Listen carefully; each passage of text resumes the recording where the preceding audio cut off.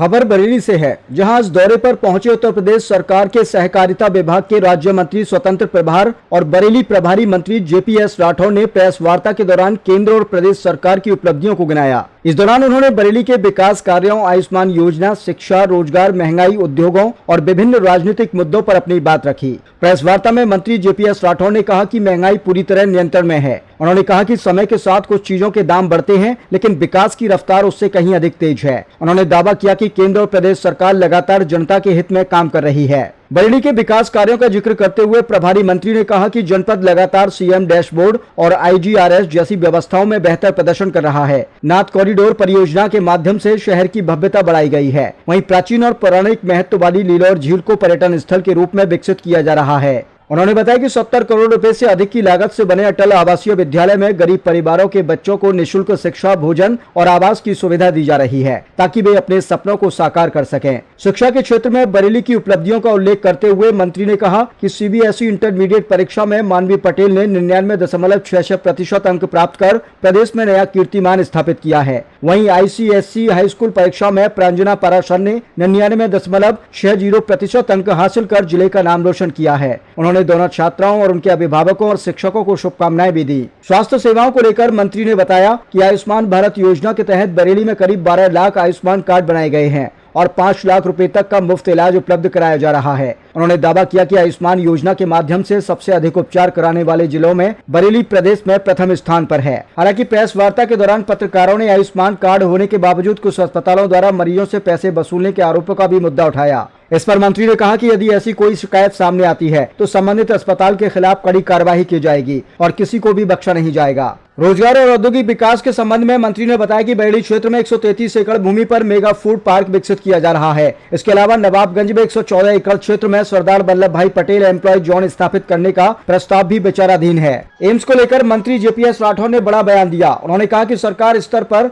बुंदेलखंड और रोहिलखंड क्षेत्र में 2 नए एम्स संस्थानों की स्थापना को लेकर चर्चा चल रही है। उन्होंने कहा कि स्वास्थ्य सुविधाओं को और बेहतर बनाने के लिए सरकार लगातार प्रयास कर रही है और आने वाले समय में इस संबंध में सकारात्मक निर्णय सामने आ सकते हैं। पत्रकारों द्वारा अधूरे प्रोजेक्ट्स और कई स्काई वॉक जैसी योजनाओं को लेकर सवाल पूछे जाने पर मंत्री ने कहा कि विभिन्न परियोजनाओं पर कार्य जारी है और सड़क चौड़ीकरण सहित अन्य विकास कार्यों को और तेज गति से आगे बढ़ाया जा रहा है। उन्होंने कहा कि जनता की समस्याओं का समाधान प्रशासन की प्राथमिकता है। राम मंदिर ट्रस्ट से जुड़े कथित घोटाले और जांच की मांग के सवाल पर जेपीएस राठौर ने कहा कि इस मामले में प्रधानमंत्री कार्यालय ने संज्ञान लिया है। यदि जांच में किसी प्रकार की गड़बड़ी सामने आती है तो दोषियों के खिलाफ कार्रवाई की जाएगी। वहीं समाजवादी पार्टी प्रमुख अखिलेश यादव की बेटी को लेकर सोशल मीडिया पर चल रही टिप्पणियों के संबंध में मंत्री ने कहा कि इस प्रकार की गतिविधियां गलत है और संबंधित मामलों में कार्रवाई की जा रही है। एम्स को लेकर पूछे गए सवाल पर मंत्री ने कहा कि बुंदेलखंड और रोहिलखंड क्षेत्र में 2 नए एम्स संस्थान स्थापित करने को लेकर चर्चा चल रही है। प्रेस वार्ता के अंत में मंत्री ने प्रधानमंत्री नरेंद्र मोदी के नेतृत्व की सराहना करते हुए कहा कि आज पूरी दुनिया में भारत का मान बढ़ रहा है और देश के नागरिक स्वयं को गौरवान्वित महसूस कर रहे हैं। देखिए, ऐसा है कि महंगाई तो बता दिया मैंने। इनके टाइम में सुरसा की तरह महंगाई बढ़ती थी, सुरसा की तरह। आज महंगाई पूरी तरीके से नियंत्रित है और कुछ न कुछ तो बढ़ेगी समय के साथ, लेकिन उसके अनुपात में अगर आप देखें विकास की दर कहीं ज्यादा है। मंत्री जी, इंडस्ट्री की बात होती है और तमाम ऐसी इंडस्ट्री हैं जो 200 लीटर का कैपिंग की गई है, उसकी वजह से 2 दिन से बरेली में लाइट नहीं। उसके बाद भी जो पेट्रोल पंप वाले हैं वो डीजल नहीं दे रहे हैं। फरीदपुर में कई इंडस्ट्रियाँ बंद हो चुकी हैं। कहीं ना कहीं कब से लागू है? परसों से लागू है। परसों से लागू इंडस्ट्रियाँ बंद हो चुकी हैं। लेकिन यहाँ पर होने में अभी उसको देखेंगे क्या किस तरीके से है। और ये बहुत सी चीजें हैं जिसमें आदि आई कार्ड सब समस्याएं थी बिजली को लेकर। उन समस्याओं की तरफ ध्यान है प्रशासन का, बातचीत हो रही है। उस जनता की जो भी समस्याएं हैं उसको पूरे उसके साथ दूर करने का काम। मंत्री जी, आपने आयुष्मान योजना की बात की। बरेली में आयुष्मान कार्ड होने के बावजूद भी अस्पताल पैसे ले रहे हैं, उनकी शिकायतें आने लगातार और आप एक तरफ अगर कोई ऐसी शिकायत आती है तो निश्चित रूप से उस अस्पताल के खिलाफ कड़ी से कड़ी कार्रवाई की। मंत्री को बख्शा नहीं जाएगा। मंत्री जी, अखिलेश यादव आरोप लगा रहे हैं कि जो राम मंदिर है वहाँ से करोड़ों का बहुत सी योजनाएं राम अभी तक 3 साल से तैयार है, अभी तक उनका उस पर काम नहीं हो पाया। स्मार्ट सिटी के बहुत सारे प्रोजेक्ट हैं, काम पूरा नहीं हो पाया। काम हो गया, कोई देने को तैयार नहीं हो। उन प्रोजेक्ट को कोई देने को तैयार नहीं है। ट्रेनों का मतलब जो प्रोजेक्ट बने हुए जैसे बरेली में स्काई वॉक बना हुआ है, स्काई वॉक बना हुआ कोई देने को तैयार नहीं है। जो ऐसा देखिए ऐसा है ना, ये अस्पतालों में आपका डॉक्टर हार्ट का नहीं, न्यूरो का डॉक्टर नहीं, किडनी का डॉक्टर ये एक मिनट बात के जवाब देते हैं। देखिए तो मुख्यमंत्री गरीब कल्याण में सड़कें बन रही है, वो चौड़ी करने के नाम पर और सड़कें की जा रही है और इससे गड़बड़ी हो रही है। आप जो रोज पाइपलाइन जो बात करेंगे उसका संज्ञान लेकर शासकीय अधिकारियों से बात करेंगे, सही बिल्कुल करेंगे। मंत्री जी विपक्ष लगातार आरोप लगा रहा है। एक मिनट पर और जिस तरीके से आप करेंगे उसका भी समय लगता है। अभी तक नहीं वो जनता आएगी और लेंगे भी।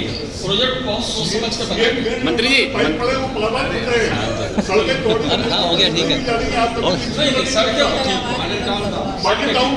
पूरा हाल है, आप देखिए। मंत्री जी बता रहा है राम मंदिर में घोटाला हुआ है जो चंदे में, उसमें अभी तक FIR नहीं हुई है, CBI जांच की मांग करता है। उस पर आप देखिए ना, माननीय प्रधानमंत्री जी का कार्यालय उस पर संज्ञान ले लिया है, तो आप समझ सकते हैं कि अगर कोई बात होती है, मतलब कोई व्यक्ति कुछ गड़बड़ी कर सकता है, तो उसमें अगर कोई होगा ऐसा तो निश्चित रूप से उनके खिलाफ कार्रवाई की जाएगी। ममता बनर्जी जो FIR हुई उसमें अखिलेश यादव ने कहा है कि FIR नहीं होनी चाहिए, नई परंपरा है, ऐसे होगा तो कोई भी मैं आप गए कभी बंगाल जाके देखिए, अब तो नहीं तो ममता बनर्जी के समय पर जो बहन बेटियों के साथ CM डैशबोर्ड हो या IGRS हो, टॉप 10 जिलों में लगातार बना हुआ है।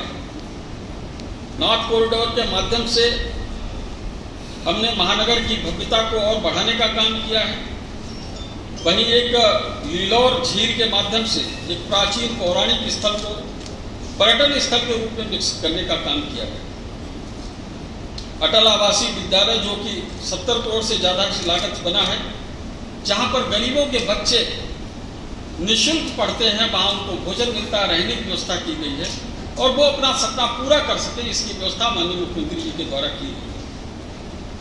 बरेली में शिक्षा का झंडा बुलंद करते हुए, शिक्षा के क्षेत्र में झंडा बुलंद करते हुए CBSE बोर्ड में इंटरमीडिएट में मानवी पटेल पुत्री हरेन पटेल ने 99.66% अंक लाकर बरेली की मेधा को प्रदेश में एक नया आयाम दिया। माननीय मुख्यमंत्री जी ने उनको 1 लाख रुपए का प्रशस्ति पत्र देने का काम किया। ICSE बोर्ड की हाई स्कूल की परीक्षा में प्रांजना पाराशर पुत्री नरेंद्र भूषण ने 99.60% अंक लाकर बरेली का मान बढ़ाने का काम किया। मैं प्रतिभाशाली बच्चियों को और उनके पेरेंट्स और शिक्षकों को बहुत शुभकामनाएं देता हूँ। आयुष्मान भारत योजना के तहत बरेली में 12 लाख हेल्थ कार्ड बने हैं, जिसमें 5 लाख तक का मुफ्त में इलाज हो रहा है और बरेली जिला प्रदेश में आयुष्मान योजना के माध्यम से इलाज करने में नंबर 1 पर है। सबसे ज़्यादा इलाज आयुष्मान कार्ड के माध्यम से बरेली जिले में ही होते हैं। बहेड़ी में 133 एकड़ में मेगा फूड पार्क बनाने का काम हुआ है। इसी प्रकार से नवाबगंज में 114 एकड़ में सरदार वल्लभ भाई पटेल एम्प्लॉयमेंट जोन का प्रस्ताव है। आज मोदी जी के नाम का डंका पूरी दुनिया में बज रहा है। हम सभी भारतवासी खुद को गौरवान्वित महसूस करते हैं कि माननीय प्रधानमंत्री नरेंद्र मोदी जैसा शख्सियत आज इस देश का नेतृत्व कर रहा है। आप सब लोग यहाँ पर आए हैं तो जनपद बरेली लगातार CM डैशबोर्ड हो या IGRS हो, टॉप 10 जिलों में लगातार बना हुआ है। नॉर्थ कॉरिडोर के माध्यम से हमने महानगर की भव्यता को और बढ़ाने का काम किया है। वहीं एक लीलौर झील के माध्यम से एक प्राचीन पौराणिक स्थल को पर्यटन स्थल के रूप में विकसित करने का काम किया गया। अटल आवासीय विद्यालय जो कि 70 करोड़ से ज्यादा की लागत बना है, जहां पर गरीबों के बच्चे निःशुल्क पढ़ते हैं, वहां उनको भोजन मिलता है, रहने की व्यवस्था की गई है और वो अपना सपना पूरा कर सके, इसकी व्यवस्था माननीय मुख्यमंत्री जी के द्वारा की गई है। बरेली में शिक्षा का झंडा बुलंद करते हुए, शिक्षा के क्षेत्र में झंडा बुलंद करते हुए CBSE बोर्ड में इंटरमीडिएट में मानवी पटेल पुत्री हरेंद्र पटेल ने 99.66% अंक लाकर बरेली की मेधा को प्रदेश में एक नया आयाम दिया है। माननीय मुख्यमंत्री जी ने उनको 1 लाख रुपए व प्रशस्ति पत्र देने का काम किया है। आईसीएसई बोर्ड की हाई स्कूल की परीक्षा में प्रांजना पाराशर पुत्री नरेंद्र भूषण ने 99.60% अंक लाकर बरेली का मान बढ़ाने का काम किया है। मैं इन प्रतिभाशाली बच्चियों को और उनके पेरेंट्स और शिक्षकों को बहुत शुभकामनाएं देता हूं। आयुष्मान भारत योजना के तहत बरेली में 12 लाख हेल्थ कार्ड बने हैं, जिसमें 5 लाख तक का मुफ्त में इलाज हो रहा है और बरेली जिला प्रदेश में आयुष्मान योजना के माध्यम से इलाज करने में नंबर 1 पर है। सबसे ज्यादा इलाज आयुष्मान कार्ड के माध्यम से बरेली जिले में ही होते हैं। बहेड़ी में 133 एकड़ में मेगा फूड पार्क बनाने का काम हुआ है। इसी प्रकार से नवाबगंज में 114 एकड़ में सरदार वल्लभ भाई पटेल एम्प्लॉयमेंट जोन का प्रस्ताव है। आज मोदी जी के नाम का डंका पूरी दुनिया में बज रहा है। हम सभी भारतवासी खुद को गौरवान्वित महसूस करते हैं कि माननीय प्रधानमंत्री नरेंद्र मोदी जैसा शख्सियत आज इस देश का नेतृत्व कर रहा है। आप सब लोग यहाँ पर आए और हमारी प्रेस वार्ता में उपस्थित रहे। आप सब लोगों को बहुत बहुत धन्यवाद।